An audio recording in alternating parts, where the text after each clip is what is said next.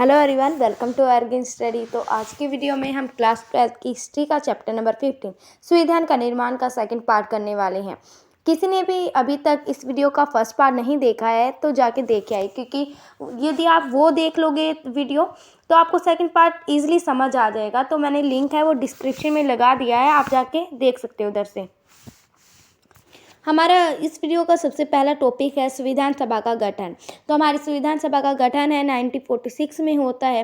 Cabinet mission योजना आती है, ब्रिटिश लोग आते हैं ब्रिटेन से, तो वो बोलते हैं कि जो भारतीय संविधान है वो उसमें ना 389 मेंबर्स होंगे, जिसमें कि 296 जो सीटें हैं वो भारत के लोगों की होगी, और वही देसी रजवाड़े हैं उनकी सीटें 93 होंगी, जिसमें कि हर जो प्रांत है उनकी जनसंख्या के अकॉर्डिंग उनकी जो सीटें हैं डिस्ट्रीब्यूट की गई। जैसे यहाँ पर 10 लाख लोग हैं, यहाँ पर 10 लाख लोग हैं, यहाँ पर। तो इस प्रकार से जो 10 लाख लोगों में से एक जो सीट है वो संविधान सभा के एक मेंबर को मिलेगी। वहीं हमारे जो क्या है, हमारे जो चुनाव नहीं हुए थे संविधान सभा के जो मेंबर्स थे उनके क्या है वोटिंग नहीं हुई थी, सार्वभौमिक मताधिकार से नहीं, क्योंकि हमारा जो संविधान था वो जल्दी जल्दी में बन रहा था, जिसके अकॉर्डिंग क्या है इतनी देर लग जाती, क्योंकि इतनी बड़ी जनसंख्या है, इसके लिए वोटिंग करवाने में बहुत टाइम लगता।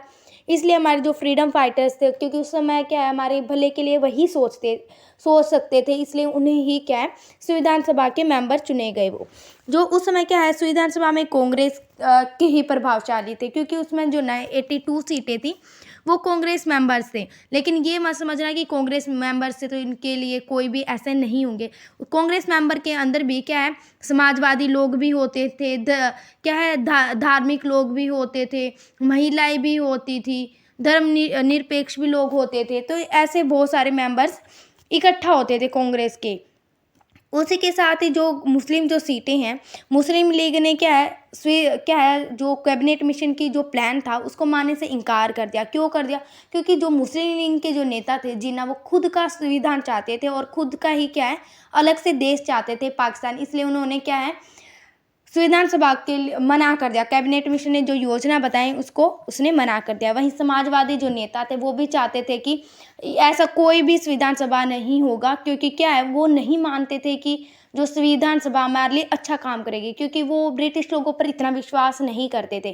क्योंकि पहले जो वर्ल्ड वॉर 1 हुआ था उसमें उन्होंने ब्रिटिश लोगों ने उनसे कहा था कि हम तुम्हें ना आज़ाद कर देंगे, लेकिन तुम्हें क्या है हमारे साथ मिलना पड़ेगा, वर्ल्ड वॉर 1 में हमारा साथ देना पड़ेगा। लेकिन क्या है भारत लोगों ने मदद तो कर दी थी वर्ल्ड वॉर 1 में ब्रिटेन की, लेकिन उन्होंने इंडिपेंडेंट नहीं करा था इंडिया को। इसलिए क्या है समाजवादी जो पार्टी थी वो ब्रिटेन लोग मतलब ब्रिटिश लोगों पर इतना विश्वास नहीं करती थी।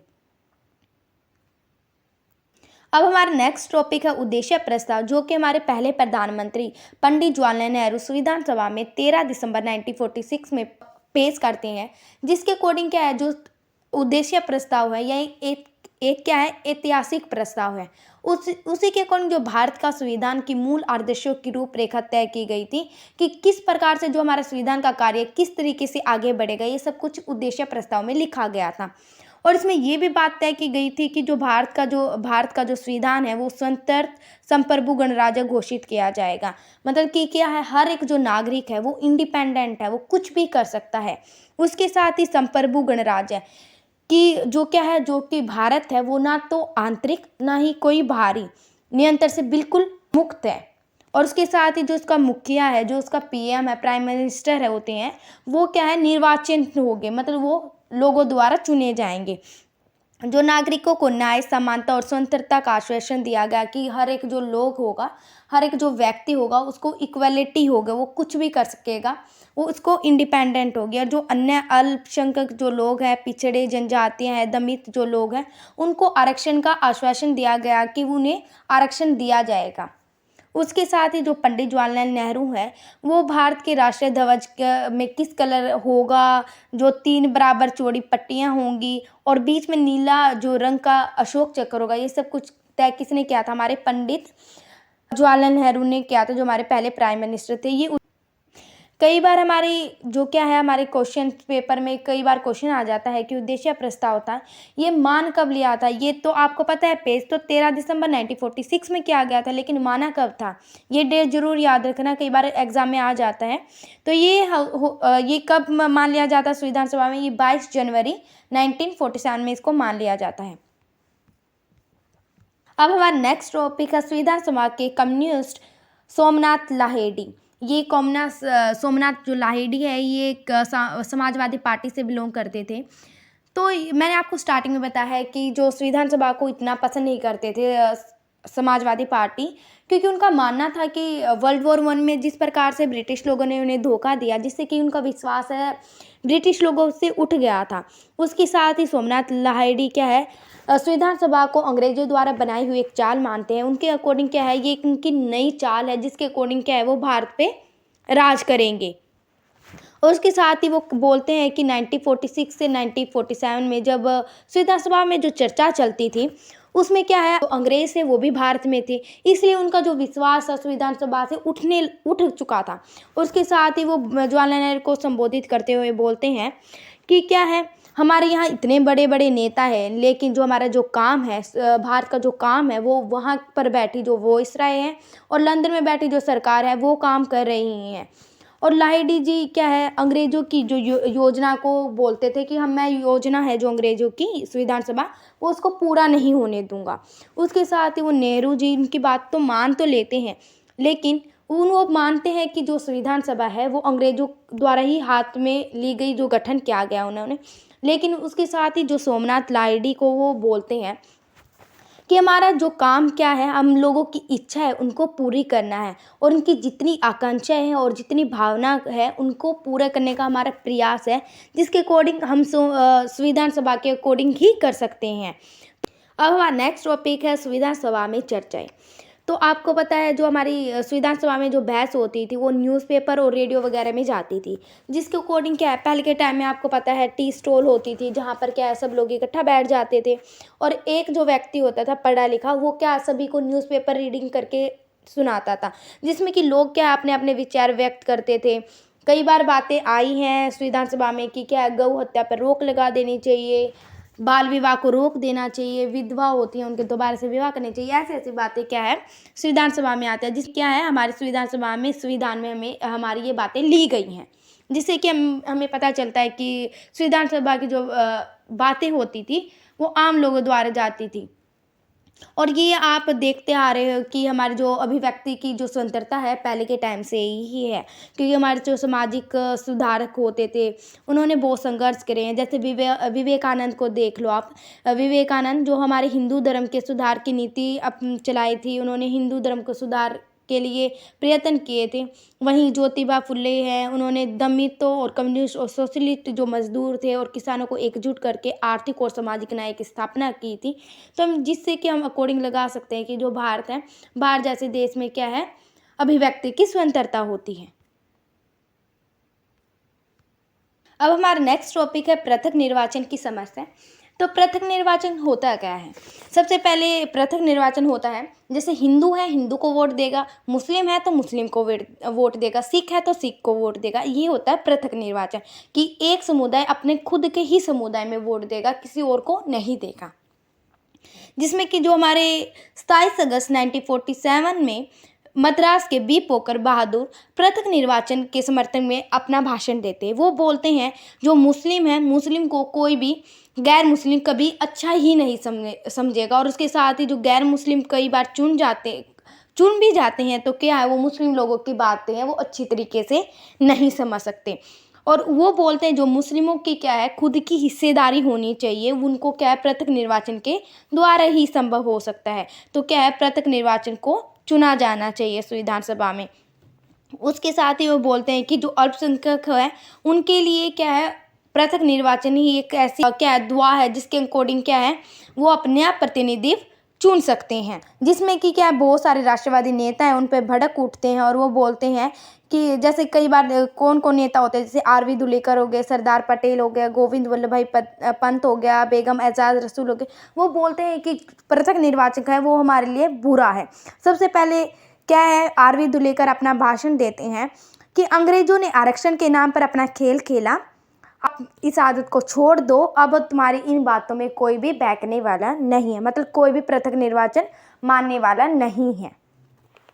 सेकंड बोलते हैं राष्ट्रवादी नेता सरदार पटेल बोलते हैं, वो बोलते पृथक निर्वाचन का एक ऐसा विषय है जो हमारी देश में पूरी राजनीति में समा चुका है, और क्या है, वो एक ही काम करेगा, एक समुदाय को दूसरे समुदाय से लड़वाएगा, और उसके अकॉर्डिंग क्या है, देश में शांति चाहते हो तो पृथक निर्वाचन को छोड़ दो। सरदार पटेल हैं, वो क्या बोलते हैं बी पोकर बहादुर को कि ये बातें छोड़ दो।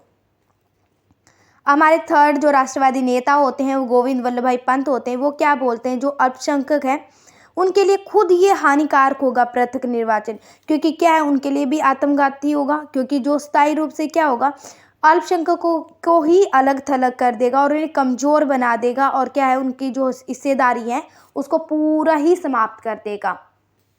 जिसमें कि बाद में क्या है, एक मुस्लिम लीग की एक लेडी होती है बेगम एजाज रसूल, वो क्या बोलती हैं कि ये मुस्लिम को के लिए ही क्या है, खुद ही आत्मघाती होगा।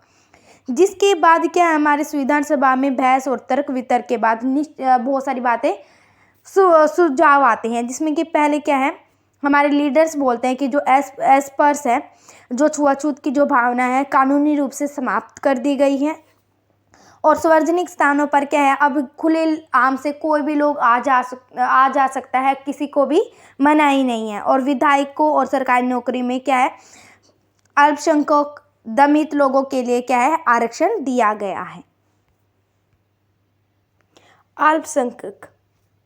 अल्पसंख्यक कौन होते हैं? सबसे पहले जो एनजी रंगा है वो क्या बोलते हैं कि जो अल्पसंख्यक लोग हैं उनकी व्याख्या है वो आर्थिक स्तर पर की जानी चाहिए। उनके अकॉर्डिंग क्या है, जो अल्पसंख्यक लोग वो हैं जो गरीब है, दुबले कुचले जो लोग हैं, उनके अकॉर्डिंग क्या है, संविधान सभा द्वारा ऐसे अधिकार दिए जाने चाहिए जिससे कि वो प्रभावी ढंग से अपना काम चला सके, प्रयोग कर सके। एनजी रंगा बोलते हैं कि उन्हें क्या है, सहारे की ज़रूरत है, उन्हें एक सीढ़ी की ज़रूरत है। रंगा ने क्या है, आदिवासी जो समूह उनको भी क्या कहा, वो भी क्या है, अल्पसंख्यक लोग हैं। आदिवासी और उनके अधिकार। आदिवासी जो जयपाल सिंह एक आदिवासी होते हैं और वो बोलते हैं कि आदिवासी जो लोग हैं उनको स्टार्टिंग से ही शोषण, उत्पीड़न और भेदभाव का देखते आए हैं। उनके अकॉर्डिंग क्या है, उनकी जनजातियों की रक्षा करना और प्रावधान करने की आवश्यकता है। उन्होंने बोला कि जो उन्हें शारीरिक और भावनात्मक दूरी को तोड़ने की ज़रूरत है, क्योंकि क्या आपको पता है ज़्यादातर क्या है, हमारे यहाँ पर सिटी वगैरह विलेजेस वगैरह में रहते हैं, लेकिन आदिवासी लोग क्या होते हैं जो अपने फॉरेस्ट वगैरह में रहते हैं, जंगल वगैरह में रहते हैं, उनको क्या है, सामाजिक रूप से वो इतने घुल मिल नहीं पाते लोगों से, तो क्या उन्हें क्या बोल रहे हैं जयपाल सिंह कि उन्हें भावात्मक मतलब इमोशनली टच से को तोड़ना की ज़रूरत है, क्योंकि वो दूरी बना के रखते हैं।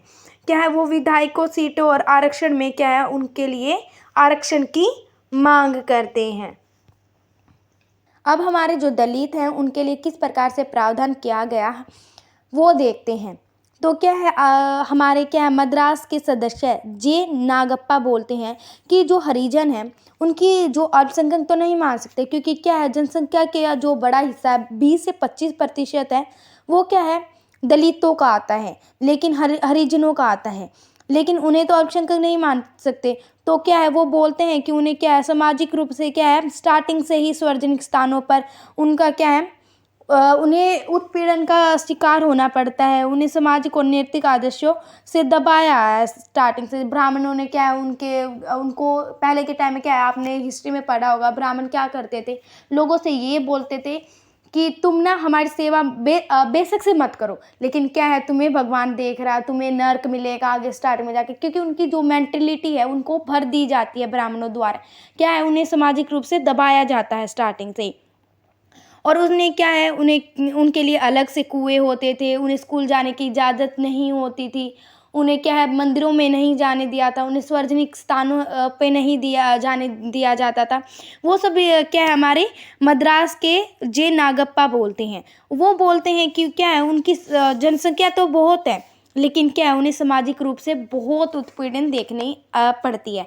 उसके साथ ही बी आर अम्बेडकर की हमें एक बात याद आई होगी, हम स्टार्टिंग छोटी क्लासेस में पढ़ के हैं कि क्या है, जो बी आर अम्बेडकर क्या बोलते हैं कि वो रेलवे स्टेशन पे अच्छे कपड़े डाल के गए थे। उन्हें क्या है, रेलवे जो टीटी होते हैं क्या उन्हें रेलवे में चढ़ने देते हैं। जब उन्हें ये पता चल जाता है कि क्या है वो दलित हैं, तो उन्हें ट्रेन में बैठने तक नहीं दिया जाता। उन्हें क्या है बाहर ही रहना पड़ता है। तो ये सब क्या है बातें हमें दलित वर्गों के लिए प्रावधान के लिए प्रोत्साहित कर रही हैं। वहीं मद्रास के दीक्षिणी वेलायुद्दीन है, वो बोलते हैं कि 7 करोड़ जो हरिजन है उनको अल्पसंख्यक नहीं मान सकते, लेकिन क्या है उन्हें सामाजिक अपंगता का अंत करने पर हमें आवश्यकता पर बल दिया जाना चाहिए। जिसके बाद क्या है हमारे संविधान सभा में ये बातें निकल के आती हैं कि क्या उन्हें सरकारी नौकरी है उनमें क्या आरक्षण दिया जाना चाहिए। उन्हें सामाजिक जो भेदभाव है उनके अकॉर्डिंग क्या है उन्हें हर एक सार्वजनिक स्थानों पर इक्वलिटी है। आज के टाइम में हमें फ्रीडम क्या है, हमें इक्वलिटी है, हमें क्या हमारे फंडामेंटल राइट्स हैं जो कि हमें क्या है बोलते हैं कि हर एक व्यक्ति को क्या है हर जगह आराम से जा सकता है। कोई भी ऊंचा नहीं है, कोई भी नीचा नहीं, सब कुछ इक्वलिटी है। ये हमारे फंडामेंटल राइट्स मेरे लिखे गए हैं। तो thank you for watching our channel. If you like our video then like share and subscribe my channel.